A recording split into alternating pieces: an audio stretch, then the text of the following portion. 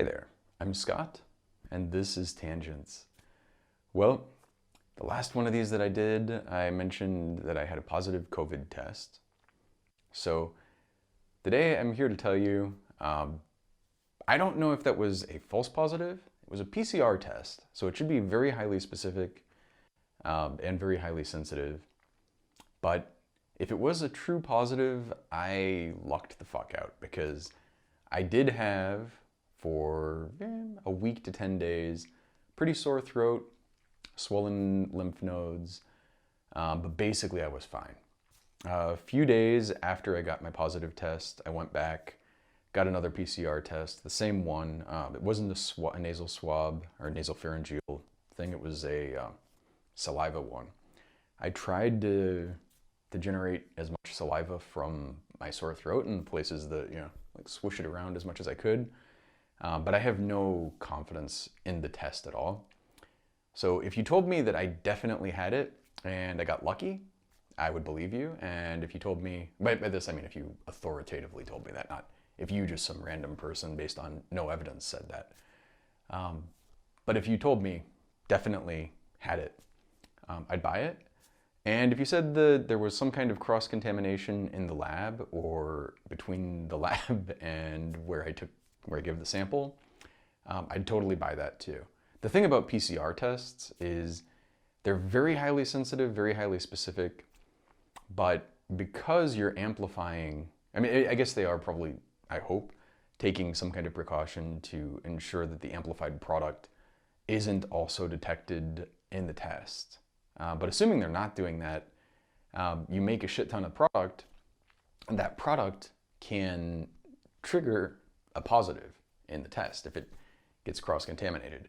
Or you would imagine, like because it's so sensitive, it's very easy to have just like a tiny, microliter droplet of saliva get transferred in the testing process and contaminate, or it could be totally real. You'll hear I do have some mucus still with, sorry to be a little graphic there if that's at all triggering for you. Hopefully not a big deal, but I feel basically fine. But I do have, I've had asthma from the time I was a kid. Mostly doesn't bother me, but once to twice a year, I will get a cold or something like that. Something that for most people is not a big deal. And then it ends up kind of like, runs its course, basically recover, but I end up getting some stuff in my lungs, and when I do that, I'll get this hoarse cough that sounds like I've got fucking tuberculosis, and it lasts weeks to sometimes a month or even more.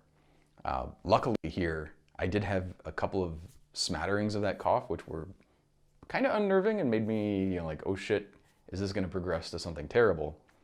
Luckily, no big deal, at least so far. I mean, maybe, you never know, but I would say at this moment, my throat is basically fine. Other than a couple of like residual things, I feel like I'm pretty recovered. So today's topic is recovery.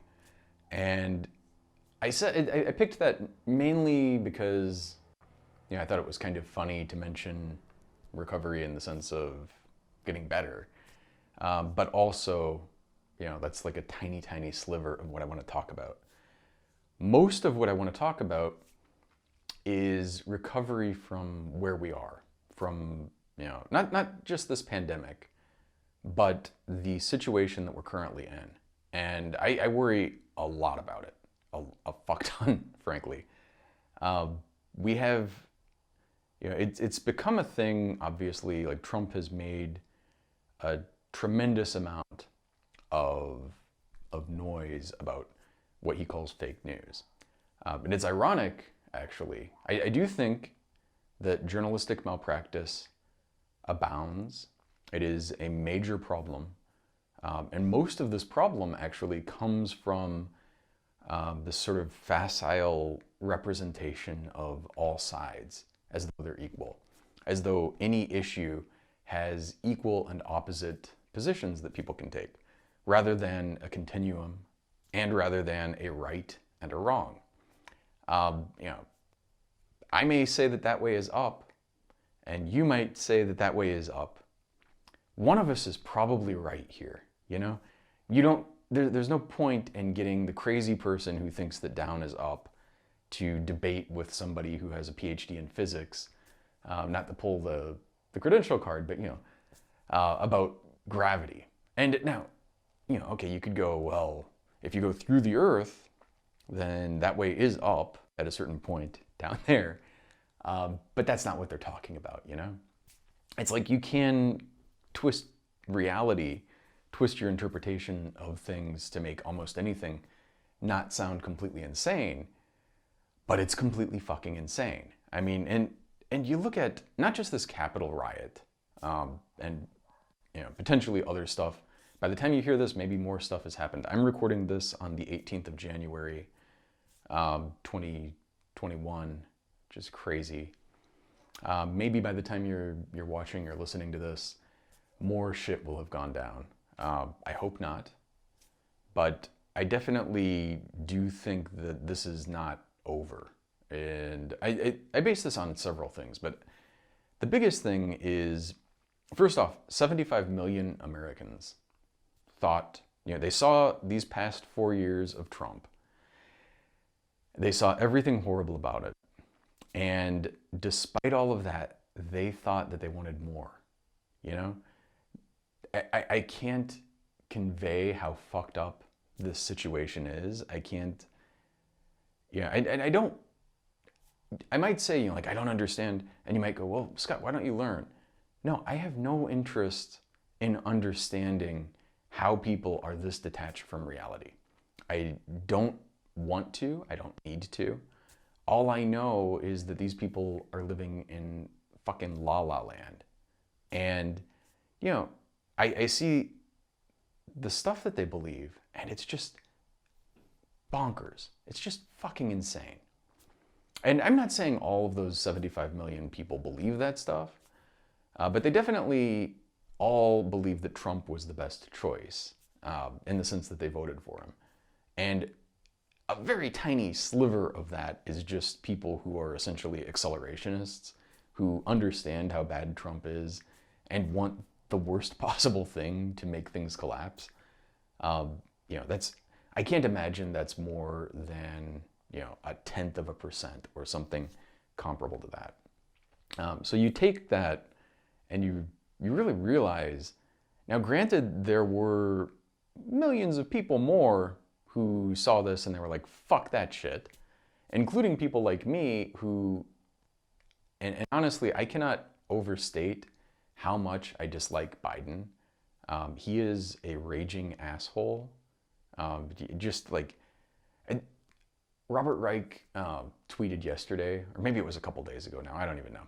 He's since deleted it, which I take to mean that he understands that he made a mistake here. But he tweeted this thing that was basically like, oh, Biden's gonna be the first president in history not burdened with ego. Which, you know, first off, I think it's almost a tautology that if you're gonna run for president, you almost have to have an ego. The idea that you are the one who can change things, who can fix things, and you have no ego, I don't think so. Now, you could say, well, Scott, Siddhartha probably at a certain point had no ego. You know, if you take Buddhism seriously. And he did go and teach people and all of this kind of stuff. Not the same fucking thing. Not even close. The idea that you're framing Biden, who has not once, not even twice, but thrice run for president. He has no ego.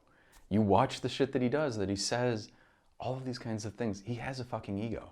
And he has a lot of ego. He has a massive ego. Now, I still voted for him over Trump because Trump is a raging piece of shit.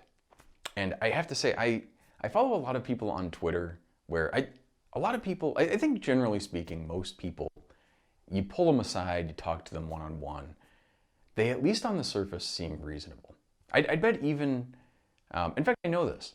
You can talk to the QAnon people, and As long as you stay in the right lane markers, you talk to them about certain things, they will not seem totally fucking insane.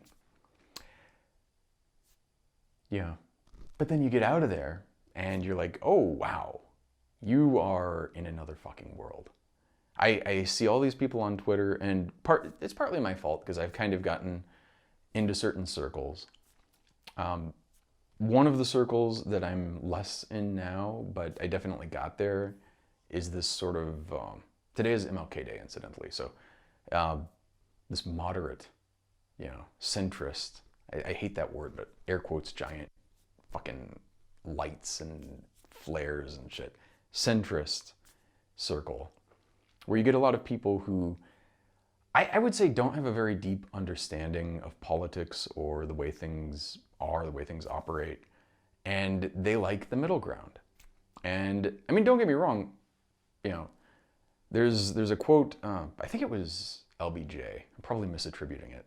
I'm not even going to remember the quote, but basically the idea, it'd be funny if it was somebody else. Basically the idea, maybe it was Eisenhower.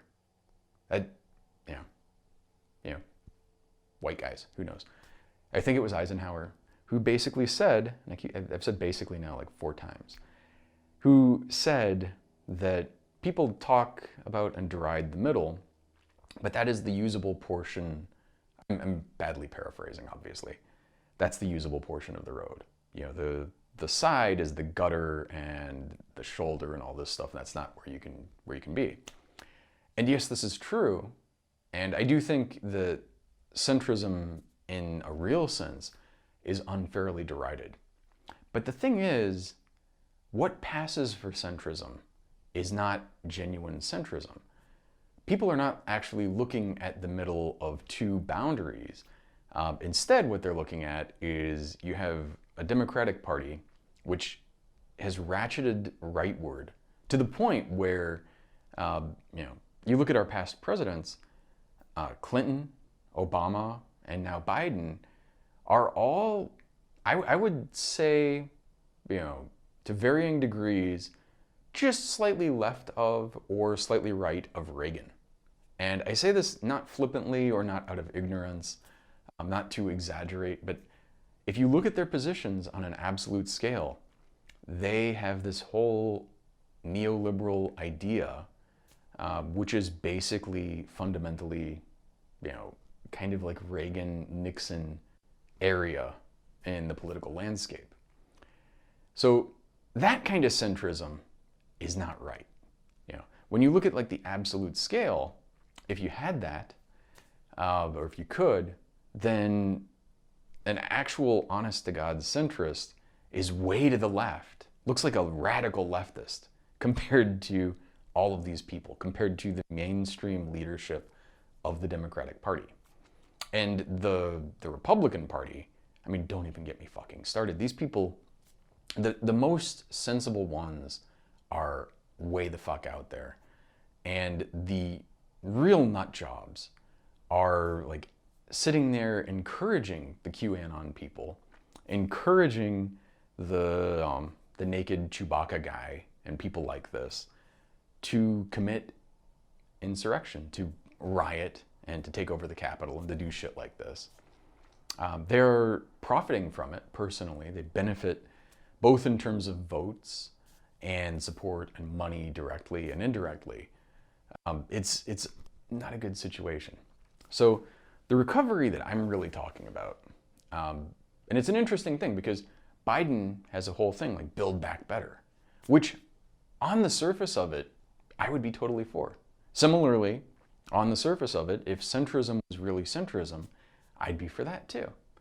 The problem is, it's not. The problem is fundamentally that we have this misrepresentation, this distorted view. I don't know if it's just a matter of the Overton window being shifted badly rightward, or if it's that people don't really deeply understand what the political spectrum or compass or whatever the high dimensional space of politics is. But people have a bad idea of what is middle of the road. And furthermore, actually, if you look at positions, I've talked about this before, but there's a 538 article from several years ago that is titled something like The Myth of the Middle, or The Mythical Middle, or something like this. And it looks at people's positions on kind of an absolute scale as much as you can and plots them. And you find out that there is a dearth of actual membership in the middle, what you would call the middle. In reality, and this is independent of where the parties and the party leadership stand, people, if you poll them, have positions that are kind of distributed, and very rarely, they do cluster, but very small smattering are actually in the middle. Most of them have positions kind of out to the edges, which is an interesting thing. And not only that, there are certain dimensions where if you look at the dimension, most people have positions that are strongly skewed one way. The middle is actually skewed, and it's definitely not in the fucking absolute center. And more than not the absolute center, it's not in this imaginary center of mass between where the party leadership are. This is a thing that I think it stands in the way of any kind of real progress, because people sit there, and it goes back to this journalistic malpractice. People try to frame things as, well, you know, here's the range. You have the flat earther and you have the round earther. And we're going to treat them as though both of these principles, both of these ideas, both of these people have equal footing. It's some kind of weird, broken epistemology where if two people have two different opinions that differ, those opinions are completely relevant, completely equivalent, no matter how much evidence there is supporting one or refuting another. People act as though these opinions are equal. And it's obviously, I mean, it's basically a cheat code. Like, people like to say, oh, I'm a centrist. When you really kind of like pick apart at what that means, for the most part, it means they don't have that much of an understanding of where things are. They don't have that much of an understanding of where the US stands relative to the world or an absolute scale. Very superficial understanding of politics in general. And it makes it look like, oh yes, I've looked at the evidence and I weighed this and I weighed that, and I think someplace in between. And so, you know, if you know nothing else, on any random position, that's a pretty safe place to say you are. But when all the evidence is here and there's no evidence over here, being in between is not the right fucking place to be. So it's something that I consider it instantly highly, highly suspect when people say they're centrists, or moderates for that matter. And moderate is particularly relevant today, of course, because MLK in, I think it was his letter from I can see the word in my head, I cannot pronounce it, Burlingham jail. So he writes this letter, and it'd be funny if I was misattributing it to like a different one of his papers or speeches, but I think that's the one. And he talks about, I mean, it's not something that he said one time, it's something he repeated often, but talks about the white moderate. And this is the person who doesn't want radical change, the person who kind of wants to maintain the status quo, who wants to go along with the flow, doesn't really want to stand up for things. Just, you know, like, oh, we'll do this incremental shift, which, you know, any day now is definitely going to get us, oh wait, it's been 50 years plus. Yeah, it's pretty fucked up that we're still here. And I'm not saying that things have not improved. I mean, obviously, we had the Civil Rights Act. Separate but equal is at least nominally not a thing. Depressingly, I'm not going to give you citations for this, but there's an article, and there are actually several studies on this that I read a while back that basically say that segregation, interestingly enough, not as much in the South, but the rest of the country is worse now than it was before the civil rights movement. Segregation is not a legal thing. It's not something that has been done intentionally necessarily by people overtly coming out and saying, like, let's implement separate but equal. And yet that's where we are. That's how things are. And it's an interesting thing because I always have to bring stuff to myself, but one thing I realized, it must have been probably about when I started college, maybe a little bit before, maybe a little bit after. But it was something that, it's one of these little awakenings that you have where before that, you just sort of take something for granted, and then somehow you become aware of something that you didn't know before, and you go, wow, like a little micro enlightenment, just a little quanta of it. I realized that, for me, getting a doctorate, getting a graduate degree was just the thing you do. It wasn't like it was something that I really even, and I'm not saying this is a bad thing at all, but to me, like both of my parents had graduate degrees. It was just kind of like what you do. That's the way things go. You go to high school, you go to college, you go to graduate school, and then you go on and do whatever. That is a massive privilege, and I've come to appreciate it, and I've also come to realize how bad that is for people who don't have it. It's good that I had it, but so many people don't even know graduate school is an option. They may have an inkling of undergrad, although because of the way things are structured, because undergrad is so expensive, and because people have this fucking pathological idea that the only purpose of education is basically vocational training. People who aren't interested in something that, air quotes, requires a college degree think, oh, college is not for me. And I'm here to tell you, college is for everyone. Unless you are mentally incapacitated to the point where you literally can't comprehend a lecture. And that does exist. But I would say very tiny minority of people in that category. And even in those cases, there are things they could probably understand. I mean, most people have some capacity, even if it's limited. And most people who don't have diminished capacity in that sense can benefit greatly from the things that you get in school. And not just, and in fact, I would say even, the stuff that you get that's basically vocational training, it's true.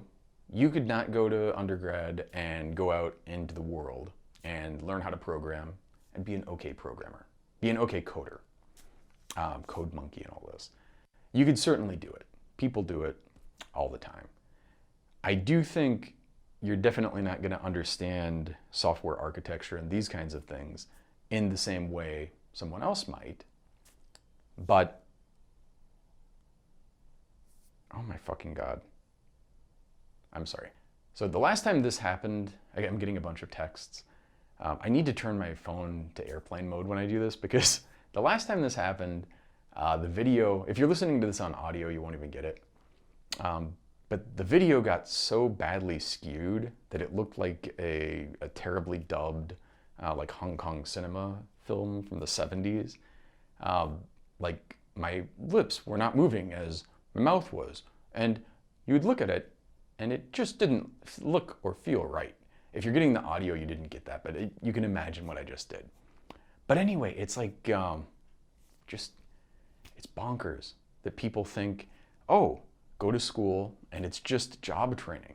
I don't know how this became the thing that people have deluded themselves into thinking, but I would say probably arguably the least valuable part of education. Now that's not to say that, like, in graduate school, I studied a lot of physics. I studied a lot of microbiology, virology, immunology, these things. I gotta tell you, the reason that I studied that stuff is I was interested in it, and it has benefited me a lot. I have a much better understanding of these things than the average person. And I would say, like, yeah, you could learn some of that stuff on the job, so to speak, but you're not going to understand it as deeply or as well. Or even if you do, coming to it in that sort of informal, unstructured way is going to leave a lot of gaps. You might be very good at certain aspects of coding without a computer science degree, but I'd bet you probably don't understand data structures and algorithms that well, which means, and even if you do, you probably have a very kind of spotty thing. You have some understanding of like what a linked list is or a tree or what, but you probably are missing a lot of stuff. And because you're missing that stuff, and this is the standard problem of you don't know what you don't know, if you're missing that stuff, you're coding and you're going to build stuff that is crappier. You're going to build stuff that's more limited, that can't do the things you want it to do because you don't know what you don't know. You don't know that a hammer exists and you're sitting there trying to pound a nail with a screwdriver. You can do it. You could certainly do it. But it's not the most efficient way. It's not the best way. And, there's this idea that, like, oh, education is just sort of, it's almost like it's an aristocratic thing where you just sort of feel good about yourself and you sit there and look down on. I don't look down on people who haven't had higher education. I want to make that exquisitely clear. I know plenty of people who have high school education and they're very knowledgeable, no more than I do about certain things, by all means. But I do think everyone can benefit from a nice, sort of hearty, liberal arts education. And by this, I think I understand this appeal of sort of STEM, and then people add in STEAM for high school and beyond. But again, this is going back to this vocational training. I love science. And when I was in high school, I took all the science, all the math, all the shit that I could take. I got basically in, like college level courses because I was interested in doing that stuff. Not because I was trying to build a resume for a job or prepare myself to work. It's an interesting problem. So the text thing is just killing me, by the way. It's going to be funny if everything is fine and you don't notice this, because if it is, and I'm going to come back and try to edit some of this stuff out a little bit, although the amount of extra effort involved in that versus just sort of like trimming the edges of this, syncing the video, doing the sort of minimum stuff, and actually like cleaning it up. I don't think you can quite appreciate. Taking out like 30 seconds of shit, in and of itself is not that bad, but you have to find it. You have to figure out where the edges are. You have to cut it out. You have to make sure everything goes together right. Resync the audio sometimes. And again, I don't know what happened last time, but the drift, like I did my best to kind of sync it up. I had to cut it up in several places and then resync it. And it was off by like several seconds, not like, 20 microseconds or, something that is not perceptible. It was off by a staggering amount. And I don't know, I think it's because I got notifications and there was something with the video capture that just failed. Although maybe it was something else, I don't know. Apologies for the distraction anyway, but getting back to this, education, I cannot overstate how important it is. And it's also tragic that people focus on it, including at the high school level, as vocational training. I like a lot of things about Europe. I love that education there is by and large free. But like in Germany, they have this Gymnasium thing. In France, you have basically all of Europe actually. Early on, you kind of take a course, and that course lays out your entire career, which in and of itself I think is bad. But also, you're starting to focus, and it's not that they're just studying for the career, but they really focus a lot and do it soon. We do that too. Not quite as much. Here, it's much easier. As much as I might criticize the US, if you get to like 25 or 30 and you want to take another degree or like totally change courses in your life, or even if you're 40 or 50, you can do it.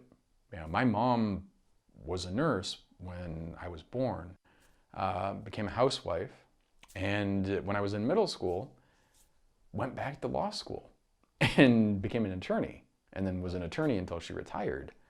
And that, that she did later in life. It's not as easy for sure, but you can totally do it. I wish, like, I don't think this is one thing that magically changes and fixes everything, but I do wish people would go, like, it was free to go to university. People would go and take a broad variety of classes. And by that I mean, like, everybody should take some science, everybody should take some political science, everybody should take some philosophy, everybody should take some art. And now which art you want to take, like, I do think the general, like, art and architectural appreciation enriches everyone, but everybody should be taking something. If you want to take music, if you want to take art history, if you want to go deeply into that, if you want to go, like, take studio courses or photography or whatever, everybody has, and I think this is basically fair to say, more or less everybody has creative interests. They have the desire to make something. It's kind of one of the things that makes us human. Having a way to sort of cultivate that and water it enriches your life. And it's still there. It's still a void if you don't have that opportunity. And you can still, like, you don't have to go through art history and studio classes and all this stuff to become a great painter by any means. But if you're just a random person and you're a plumber or you're a doctor or you're a computer scientist, learning how to paint, if that's something you're interested in, and being able to do it, learning how to play the piano or the guitar or anything like this, it's something that will make your life better in a very material way. And it's one of these things also, I would say, where people like to distill everything down to, and I think this is this toxic neoliberal bullshit, distill everything down to cost. Cost benefit, investment, what is the ROI? Like, you literally hear people talking about this. Well, what's the ROI on going to university? And this is one of these many, many things where on the surface of it, you might say, well, okay, the lifetime cost of going to university is this, and the opportunity cost is this, and the lifetime increase in salary is this, and then you can do this sort of cold calculation on an individual basis. And it's true, you can, and you get numbers and you get depressing things where it's like, oh, you should have just gone by this is not me saying this, but by that logic, oh, if you would have just gone into the workforce and developed this skill, then you'd make this much more money over the course of your life, and you'd be better off by this, because money is the end-all be-all of human existence according to this concept. Now, in reality, even from that framework, this is the thing that's so sick about it, because I think there are many things that are much more valuable than money. Obviously, you need to survive, you need to be able to have food and shelter and clothing and be able to have security and all of these, the whole Maslow's hierarchy. You need that. I really, and I understand there are problems with it, but by and large, to first approximation, it's a pretty good, sort of mental simplification of our needs and where, I would say what is ideally this kind of flow of how we should improve ourselves, both individually and as a society. But even going back to that neoliberal framework, that terrible mindset that everything boils down to money, even from that perspective, and this is the same thing that I try to avoid, where you can come up with a selfish argument. Any good thing, it's actually shockingly easy if you think about it to make up a selfish argument for it. You know, you want more money to go to schools. You want to increase, so how do you do that? You increase property taxes. Well, people don't like paying more for property taxes, but having better schools increases property values, which makes those property taxes an investment that gets paid off by a significant margin, mind you. And so there's a selfish reason to do it. But you shouldn't do it for the selfish reason. You should do it because it's the right fucking thing to do, and that it's got some kind of benefit to you as kind of an added bonus. Similarly, investing in basic research and things like this, investing in education, has massive payoffs societally. You know, individually, it might slightly decrease your lifetime earnings to go to school, or it might help. I don't know. It depends on what you're doing. But from a societal perspective, and especially when you talk about all the people, getting back to this recovery thing, you talk about all the people who are living in fucking la-la land, having some understanding of political science and of history and of all of these things, having some more grounding in reality, helps us all. Because if you don't have that, you have 75 million people voting for somebody as terrible as Trump. You have people who I kind of generally agree with politically who say that, well, you know, Biden's as bad as Trump. And again, this is not me saying that, just to, you know, obviously you could clip that out if you wanted to, but definitely not true. Biden, not as bad as Trump. And in fact, I think this should be manifestly obvious. Biden is a raging shit-ass, a piece of human fucking excrement, garbage, terrible person. He should not be anywhere near the halls of power. Trump, however, far fucking worse. That's how bad Trump is, by the way. Because Biden's this bad, Trump is even fucking worse. And I don't trust somebody who can't make that distinction.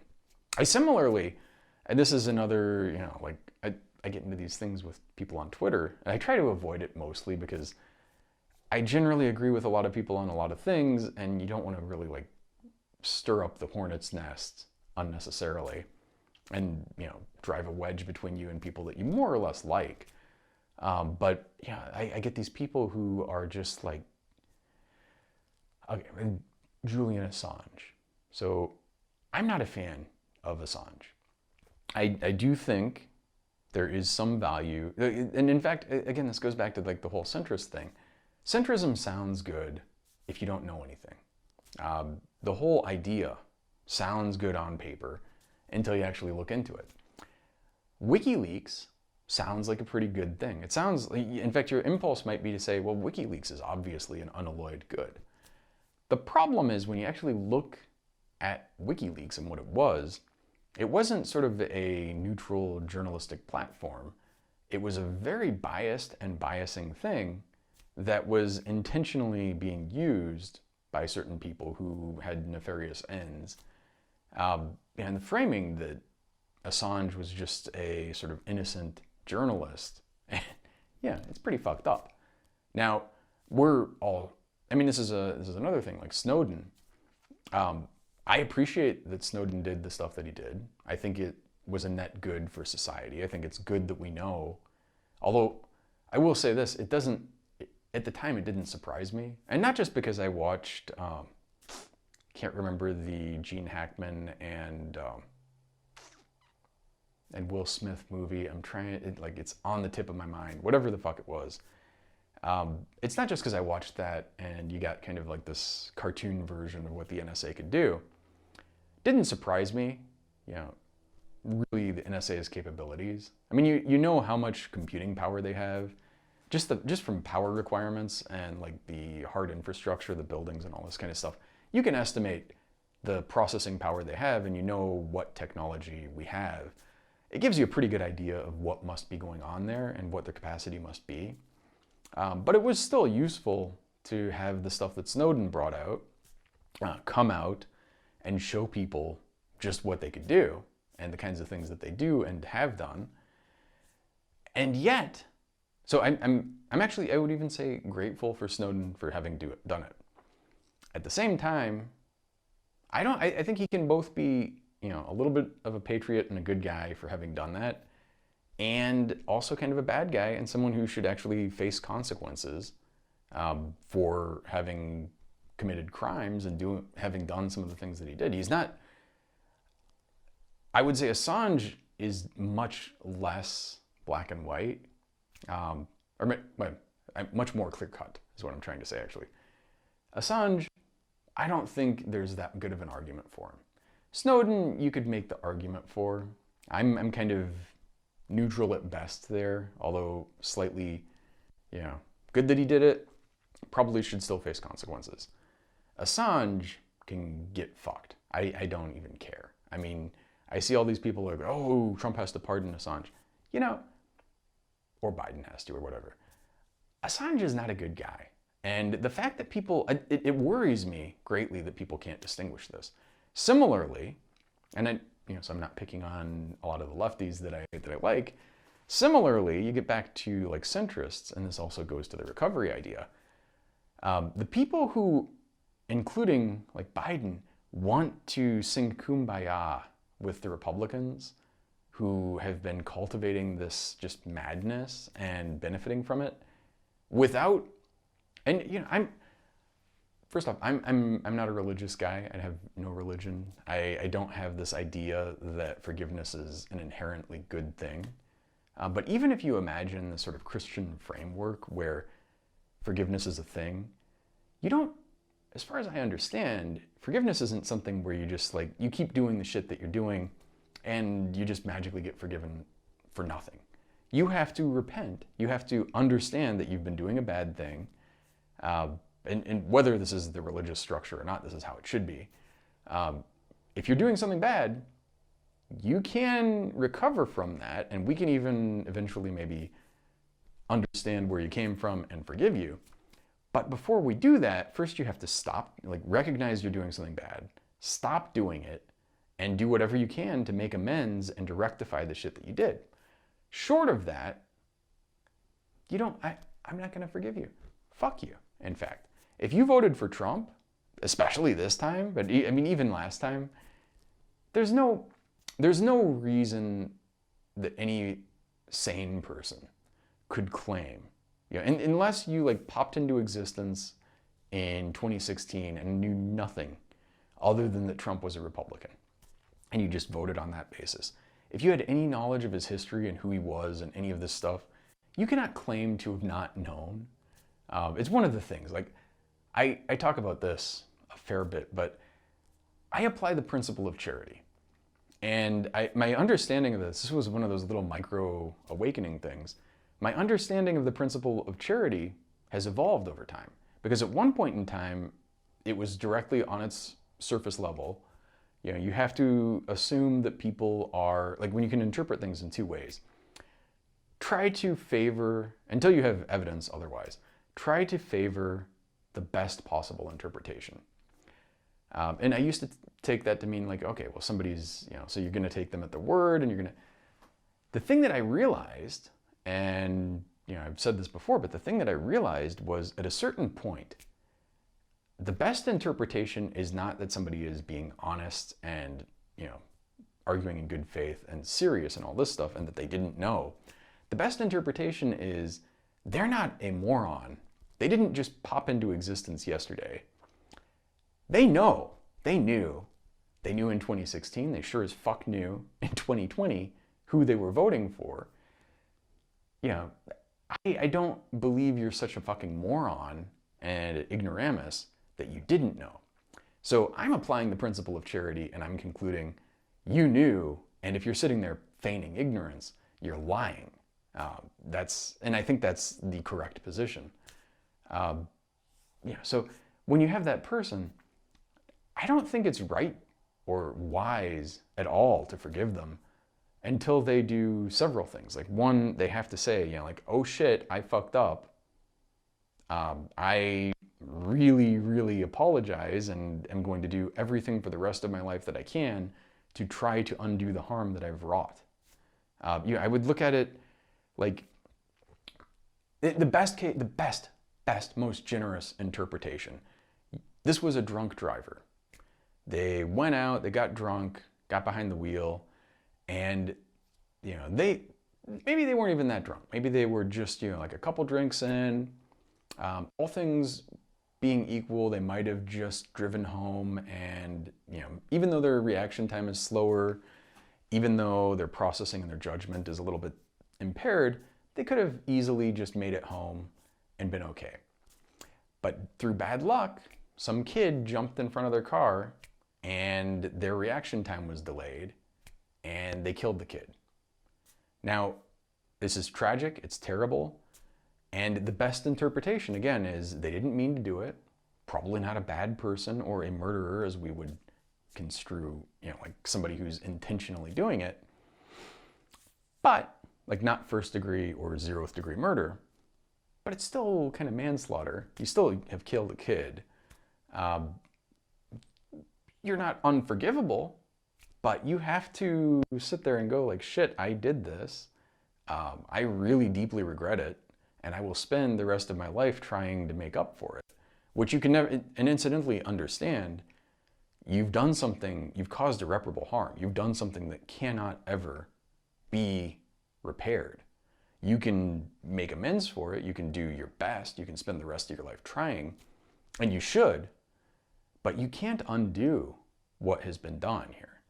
And I think that's something that people don't understand. And I see these people who are, like there's this video. This is going to be the end of this, but there's this video that's been going around. It's like 9 minutes, and it's this guy who looks kind of like, God, I can't think of the guy's name. James Franco, basically. Or the dude from Before Sunrise, Ethan Hawke. Kind of that looking guy. Kind of looks a little bit like Snowden too. Black and white video, and if you watch a couple seconds of it, you're actually like sitting there nodding, and you're like, hey, yeah, totally agree with this.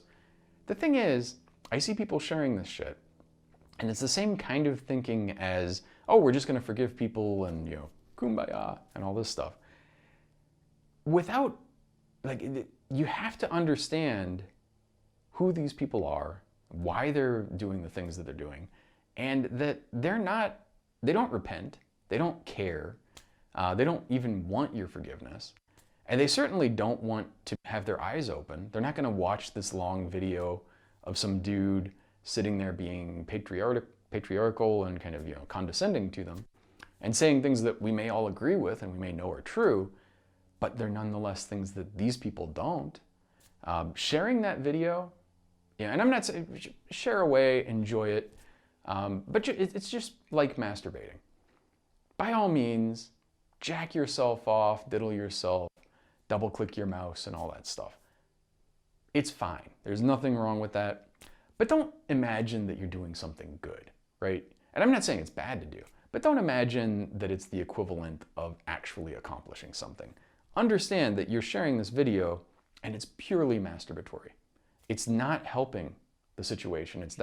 Now, it's not hurting particularly, other than the fact that it is taking a bit of the pressure off. It's a little bit of a release valve that is making the situation, it's not improving the situation, but it's making you feel better, which makes you less motivated to do what actually is necessary here.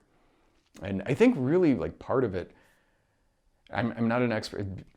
I always try to focus on this. When I'm talking outside of my area of expertise, I like to say, just by default, assume that I'm always saying this, unless it's specifically an area of my expertise, but I'm not an expert. This is just sort of my thought and feeling, but based on not much. But I do think if you want to address this, you have to understand this is basically a cult, or it's like an addiction. And it's this situation where people are not going to improve, they're not going to change until things get so bad that they are undeniably in a position where they have to kind of, and I'm not saying it's a rock bottom kind of situation, but it's basically you look around and you're like, oh shit, I really fucked things up here. And people are not going to just watch this video and have this enlightenment. I wish that was the case, and maybe there are some exceptions, but God, I can't remember this dude's name, but there's this David, it's gonna kill me. Someday I will remember his name. He's a guy I've followed on Twitter for a while. Followed, unfollowed, and refollowed. He did the same with me. But he was a Republican, he was a Trump supporter. And Sarah Silverman sort of talked with him very nicely. And, you know, it wasn't like an instant thing, but over the course of a long time, he kind of had an actual awakening. And he went from being a MAGA guy to, oh shit. And I'm not saying he's a liberal by any means now, either by the actual version or he's not a neoliberal. He's not but he's also not a leftist. You know, he's just a little, probably what most people would consider a little left of center, which in absolute terms probably means like more like absolute center. But a reasonable guy, it seems like. And compared to where he was, day and night, this guy did have that happen. But it wasn't like he just watched a video. And I'm sure he did watch many videos, but it's not like one thing did it. And this is also, I want to say, and this will be the wrapping up bit, but it's not something that is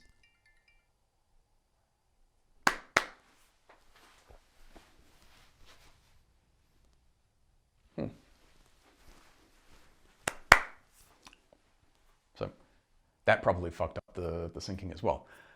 Got a call. I really need to just go to airplane mode or something. Calls are pretty much the worst. It's like I get all these spam calls, and it varies from day to day. I need to disable the calls for numbers that aren't in my contacts because I get so much fucking spam. And the thing is, my number's on a ton of public records because I have several businesses. I'm on several government like science things, and registered the companies. Some of my companies are registered for like being federal contractors and things like this, and that means that they're through open data policies, which are generally good. There are databases that have my phone number on them, and they're just out there, and anyone who wants to can just like scrape them. And it's because VoIP numbers can pretend to be anyone. You get these spam calls, and they're just fucking maddening. But anyway, getting back to what I was saying, it's not that it's hopeless, and I don't want to make you think that. It's that it is geology. At least this is, and again, not an expert, but my understanding is it's basically geology. You are not going to carve the Grand Canyon through a video. I'm sorry. Now maybe that video will be a tiny, tiny part, but time and pressure, Andy Dufresne, enough time and pressure, and you can cut a giant fucking hole in your prison wall. You can carve the Grand Canyon. It is possible. And in fact, it's even likely. I would say it's something that will happen in time, eventually. But you have to understand, don't get disheartened, but also don't expect sharing your masturbatory video to motivate people, or probably even really reach the people that it needs to reach. It's an unfortunate thing. I don't know how you reach. I wish I had like a magical cure for this, or even an approach. It's one of these things. If I had absolute dictatorial powers, I could not say, okay, we're going to do this and it's going to fix everything. I don't know what you would do. But I do think there is stuff that can be done. And I think essential to that, even if you don't know what it is, recognizing the reality of the situation, accepting that, because I think the people who are sharing this kind of video, thinking that it's going to change things, they're as delusional as the QAnon people. That, in a different way, but basically the same level. You have to see the situation for what it is and understand both the need for some pretty serious things and a lot of effort and time. And you have to understand that this is not something that can just be, you can't just suddenly go okay, well, Ted Cruz, you kind of encouraged people to raid the Capitol, but all is forgiven. We're just gonna like pat each other on the back and, you know, everything is cool. No, it's not cool. And if there are no consequences, then this shit's just gonna keep going. So anyway, with that, thank you for watching. I'm very glad that I'm making this and not coughing and suffocating and being intubated and all that stuff. I really do hope, for what it's worth, that my positive was not a false positive, because if it was a real positive and I just dodged a bullet and got lucky and didn't really have a very severe case, and hopefully didn't give it to anyone else, you know, I feel good about that. It's not great, but it's the best possible outcome of this situation that we're all in. So with that, thank you very much, and 再见。